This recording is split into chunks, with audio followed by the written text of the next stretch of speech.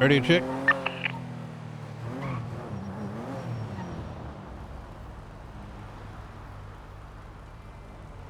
All right.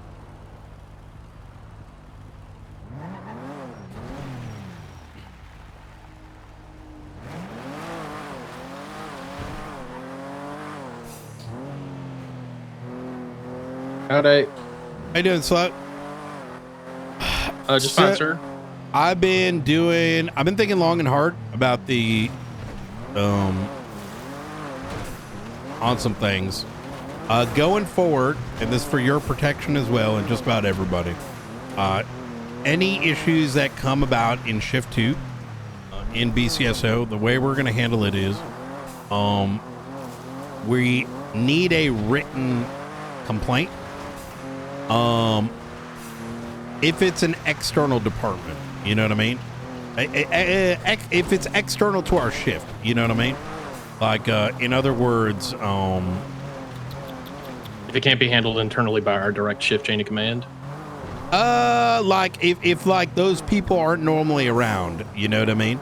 But okay, yeah, the way that anyone in this shift in BCSO, the only way we will ever number one, I'm gonna be there going forward until you're ready to spread your wings, because I got to teach it too, you know what I mean?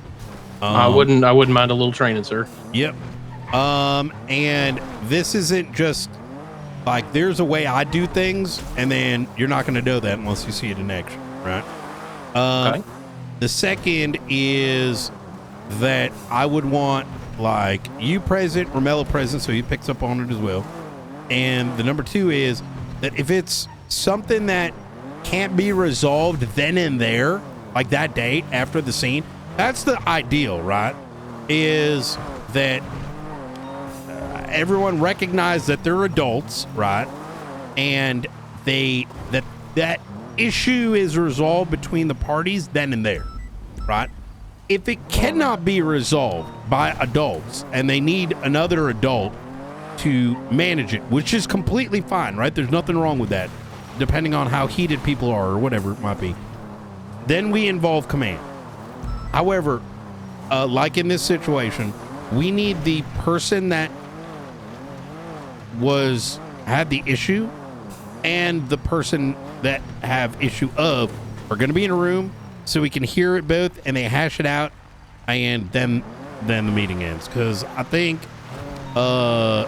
telephone is dog shit. We don't want that. You know what I mean? Agreed. And can I answer? I also think it's kind of retarded that I had 3 members of LSPD High Command come in and complain about a deputy, and they couldn't handle that conversation yesterday. I assume this is in reference then to the Helen situation with the scene leadership thing. Yeah. I was thinking that at the moment, at the time, but like I was kind of like, and then I heard there was other people that had an issue, and I'm just like, that whole thing's just fucking retarded, and I'm just gonna say it how it is. All that does is create animosity instead of actual resolution, because at the end of the day, 77, 78, no one's fucking dying. Stop crying about it. Just fucking, if you can't talk to the person about it, wasn't a big deal, right? Turns into telephone, it gets fucking toxic. We ain't having that in our shift or our department. So agree. Can I provide you a little extra context, sir? Yep. So this happened like right before the storm, and Helen and Ruby both went 42 right after the scene. So I didn't really have. But so then the next day we're gonna make sure they, everyone who's complaining comes in a room together. Because otherwise it becomes he said, she said, okay, but here's some extra context, and they call them back. Hey, we're just going to get everyone in a room and be like, okay, what's the issue? Okay. If it's an issue, you're going to say it to the other person, and the other person's going to get their context, and then that is when, we weigh in on how it should be, right? So, I will help provide the guardrails for the time being, because this is not how UPD has handled situations in the past, but this is how we will be resolving it. Because, to be frank, we've been using playbooks out of Walmart for way too long. 10-4. Yeah, the meeting I had with Ruby this morning, which was my first attempt to, understand what her issue was. Yeah. Was Ruby and 2 captains from the LSPDs. That just it started out pretty cooked. If I'm being honest. And to be fair, right? Regardless of what rank they had, if they have complaints, they should be bringing to us. But for us, we're going to say we're going to bring you in the room. Want to understand the perspectives before we dish out a opinion. And when I say opinion equates to potential DAP suspensions or whatever it might be, depending on how the conversation happens, right? Sorry. Yep. No, go ahead. As far as I mean, I said as much in the office to you about 15 minutes ago. I tried to tell Helen that I had her back at the end of the day, that I'd pretty much chucked the complaints I'd gotten from her in the bin, about her in the bin, and that, I told everyone, at the meeting and in the individual conversations that, if you disagree with the scene lead and you're not overriding them, on as a command member, keep your opinion off the radio, right? And I was trying to let her know that, and that I had her back. And I think I just, I'm minus 1,000 speech. It's fine. That is kind of why you're going to be learning from me. You know what I mean? I can't expect you to know how to handle this when most of high command doesn't know how to handle it themselves. And I might sound pompous, but I bring a lot of experience that other people only dream to have. You know what I mean? If you're picking totally up fair. on what I'm putting down, you know what I mean? Yeah, I'm 9 months in, and I'm hungry for mentorship, sir. I've been begging for command and high command presence in my shift since I got hired and got full deputy. I've been trying to help out where I can, but I've been doing it based off of just what naturally occurs to me, and what naturally occurs to me ain't exactly a perfect command member, to be honest. So if you got mentorship for me, sir, I'm happy to take it. 100%. I mean, like I said, it's to be more clear, you can't learn HR shit working in a San Andreas police department. You know what I mean? And this is kind of one of those things. You understand what I'm saying? Conflict resolution. You were not taught that in San Andreas, right? People aren't going to naturally have it. They may think they know, but they won't, because, that shit doesn't come for free. Yeah. I think I'm probably too much of a conciliator, sir. I'm trying to placate everybody, keep everybody happy. No. Don't ever do that. Placate. Your goal. Okay, so let me make sure I word this appropriately. Placating is the worst trait you can ever have. Because, and take this as like my advice to you in general, right? The only thing placation does is you're going to end up the enemy. Because what that results in, because I used to have one of my best friends used to placate everything. You know what that did? It said, oh, let me tell this person what makes them good, and then this person. And I know the intention is good, right? But what it does is it doesn't actually resolve the issue. You know what I mean? It actually diminishes the issue on both ends. Is that kind of making sense? Absolutely, sir. I think I've done exactly what that feller's, is, you're saying he was guilty of doing. I think I've just made everyone more upset trying to. Exactly. And they may even point it at you when they get good. Like, I remember, I'll give you an example. Fucking Opal and McNulty were going full blown, like, fucking dumb as shit, selfish bullshit, just shitting on each other and things.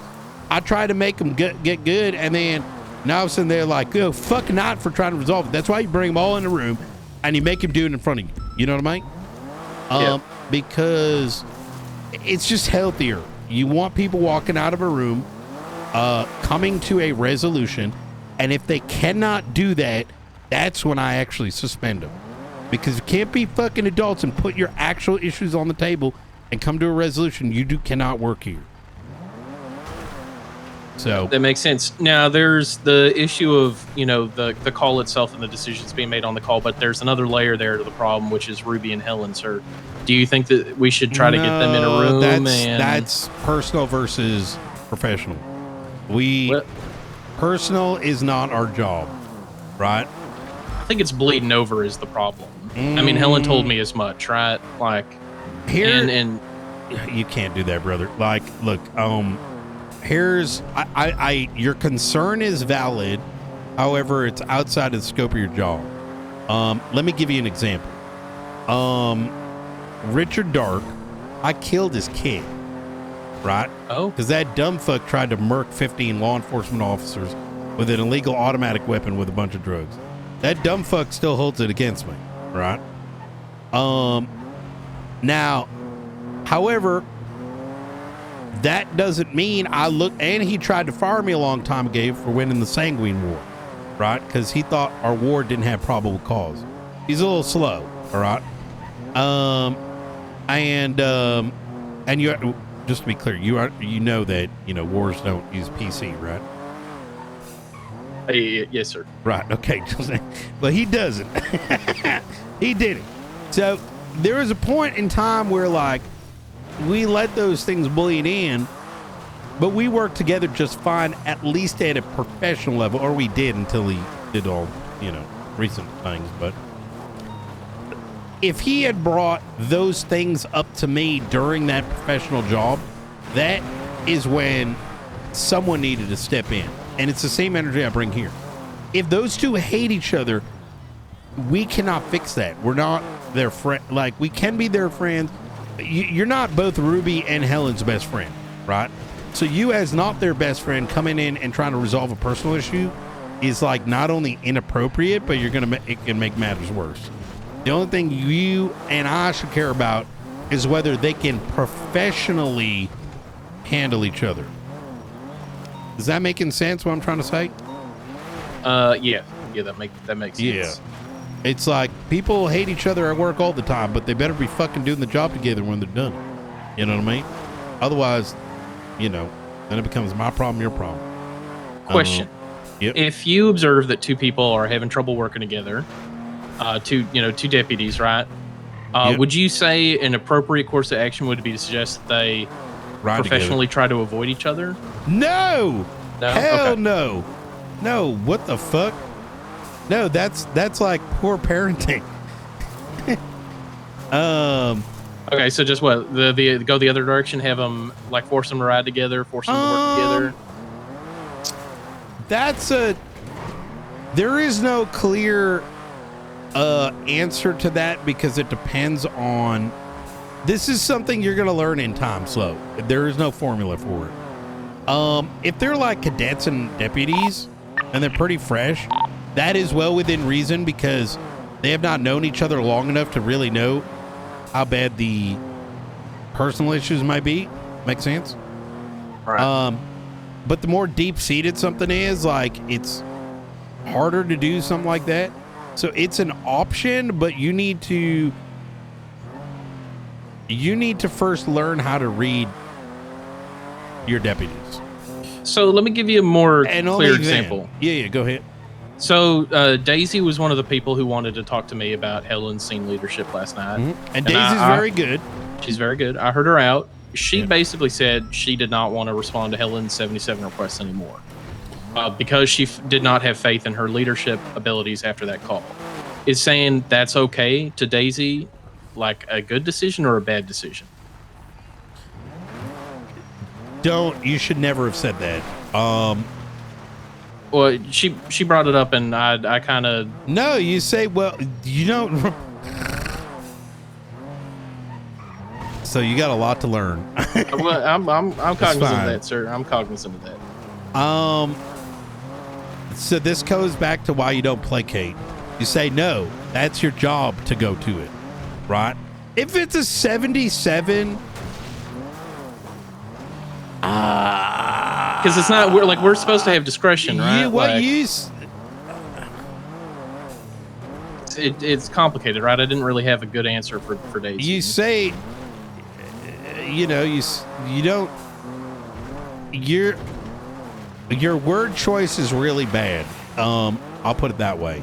What I would have said is, you're in the same department. You have to have each other's back. If you're willing to not have another law enforcement's back, you need to really start evaluating whether you're not your law enforcement. But right, if police first, yeah. Correct. And because if everyone had that attitude, well, then literally no one would go to anyone's 77. However, if you're saying just in general, like the vibe of her calls doesn't align with yours, well then, you know, do what you think is best, but do what you think is best. So like leave like the room for them to interpret that themselves and make that call, but to directly say don't go to someone's 77s, you're gonna, it's a very bad thing to say, because that means, you know, it's setting a very inappropriate tone. You know what I mean? Right. I think my biggest problem in terms of adapting to like a command position as opposed to just being, you know, a senior, right? Is I really just gotta beat it out of me in terms of trying to, you know, make everyone feel good and you know, placate everyone. I gotta beat that out of me. The whole posy vibe bullshit that the department ran on before is why the PD's in a bad spot. Because here's the reality: our job does suck. Pretending it doesn't make things better. You know what I mean? When problems occur, we need to find solutions to resolve them. But by placating and posy vibing it away, you're kind of just doing. You ever watch Seinfeld? Yeah. Yes, sir. Do you know about the fucking man hands, no soup for you? Oh my god, sorry, Kramer turns himself into a turkey. No, with they don't celebrate Christmas, the Festivus. What do they say? Oh, Festivus, Serenity Now.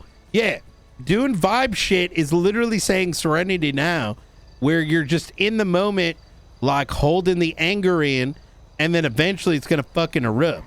You know what I mean? Or like, you know, you got like, you know, if you're one of those like live streamers on the internet, you know, and you ever see those live streamers on the internet that play the video games or do like politics nowadays? Even though I mean, I'm not too much of a nerd, but I've seen a couple of streams, I think they're called. So like nowadays there's some dumb fucks who are like, you know, don't know, like who just give their takes on shit to their audiences, and you know, their audiences are completely sheep, so they could say some wild shit, don't matter, they're just gonna nod their damn head. Well, like imagine one of them starts putting things like in the background, right? Like it's a sandwich wrapper one day. It's like, I'll go clean that up. Next day, there's a cup. Next day, it's a cup, and they don't even fucking clean it. Eventually, they got cockroaches, right? And next thing you know, you see one going across the camera, right? Eventually, the house is gonna get condemned, right? So that's why, like, think of each one of those pieces of trash like a problem, right?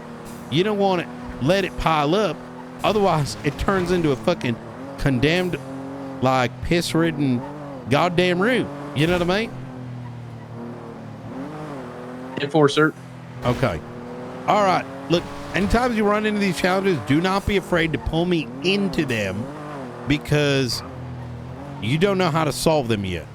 And that is not a slow issue, to be clear. It's that I don't believe this shift or this department has given you the opportunity to do the command observation needed. And I also think that that some of the command that you may have been observing may not have to handle the situations that you're now being put into.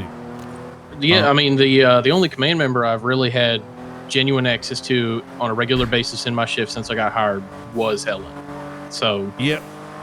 And that was only 3-4 months in when she got promoted to a command position. I mean, the captain of the shift was absent. We didn't have an LT for most of that time. We had sergeants, but they were really shift one. You know, I've just been trying to make my way as best I can, largely on my own. It felt like at times for months and months. And I'm starting to recognize that, and that's not a bad thing. It's good I noted it. Anytime you got to deal with a command level shit that's not like on the scene, right? Call me in, not a big deal. And just run it past you. Yeah, no, literally bring me to the scene. Oh, okay, hey, this has happened, and I'll tell you whether I got whether I'll come or not. You know what I mean? And I think that'll be good for you to, not only can you see how I handle it, or in other cases, me observing it, and then we can always discuss it afterwards. You know what I mean? So, copy that, sir. And okay. I mean, I'm not trying to, toot my own horn. I do feel like I've been able to handle some things intuitively. It's just I'm also 100%. clearly capable of making the wrong read or these HR situations are the toughest one. Like these are actual HR situations, right? And I don't mean the goofy ERP con that Nakona handles, right? So yeah, another thing is most of the sergeant work, right, that I have been doing has been mostly assessing that there's a problem and handing it off to the LSPD. It's not often that I have to deal with an issue that I'm going to be more enmeshed in because it's a deputy underneath me that's causing the problem, right? Yeah, 100%. So in terms of actually seeing things through to the solution, as opposed to just indicating the problem and hoping that the right person gets their hands on it and does the correct thing. Exactly that. So I recognize I do have a lot to learn.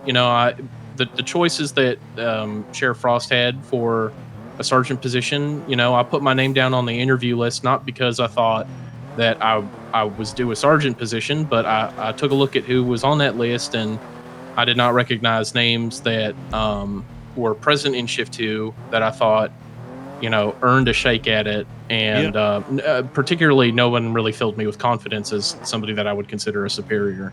Yeah. So, I mean, I just, I went for it, right? And Frost gave it to me. And I hope I haven't, done too bad of a job. But I do recognize that I'm green and I got a lot to learn. So any tutorship, mentorship, I can get my hands on, I'm thirsty for, sir. Hell yeah. All right. Okay. I appreciate it, gentlemen. Oh, how did the conversation with Sybil go? I have not been able to get a hold of her. Oh shit. Okay. I left her a voice. I left her a voicemail.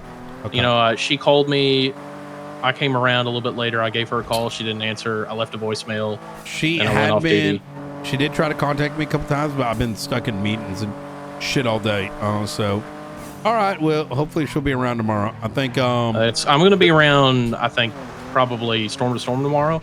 So okay. I will certainly be able to make time for her when she's available. Okay. Good. And also, I don't know if you've taken a look at the applications, but there's quite a few more entries. I've been taking people out on ride-alongs. I've been pushing people to fill in applications. I think there's like 4 fresh ones that if you want to take a look at them. Yeah, I'm gonna wait till Romelo's around, and then do like a bigger one. That way we can do like live box opening. Exactly. So we can do like first impressions together. And if there's disagreements or whatever, we can, talk through those. So, all right. Well, I've already left my commentary on the new ones, but I will make myself available for that and be there to contribute verbally when the time comes. Love it. All right. Well, I appreciate it. All right. Thank you, sir. Anytime. Take care.